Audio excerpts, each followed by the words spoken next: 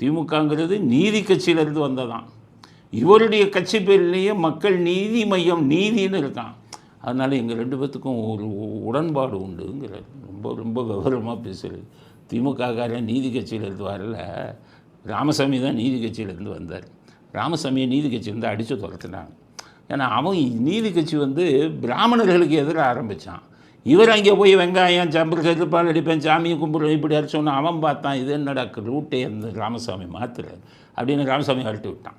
அதோடு தான் ராமசாமி தீக்காலேருந்து சேர்ந்தார்.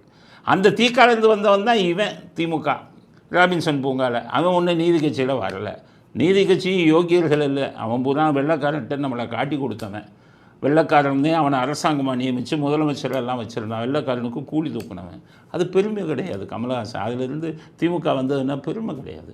நீதிங்கிறது உங்கள் கட்சி பேரில் இருக்கலாம், உங்கள்கிட்ட இல்லையே. உங்கள் மனசாட்சியில் நீதி இல்லையே. வர்றவன் கட்சிக்காரனெல்லாம் பங்களா இல்லாமல் போகலான்னு சொன்னால் அது நீதியா? நீங்கள் மட்டும் 300 கோடி பங்களா கட்டிக்கிட்டு எம்எல்ஏ பதவி எதுவும் எதிர்பார்த்து வராதுன்னு நீங்கள் உதயநிதிட்டையும் ஸ்டாலின்ட்டையும் பணத்தை வாங்கிட்டு வர்றவன்னா இடிச்சோ என்னாக்குவீங்களா? கமலஹாசன் ஏன் இப்படி விவரம் தெரியாமல் பேசுகிறார் என்பது எங்களுக்கு புரியவில்லை.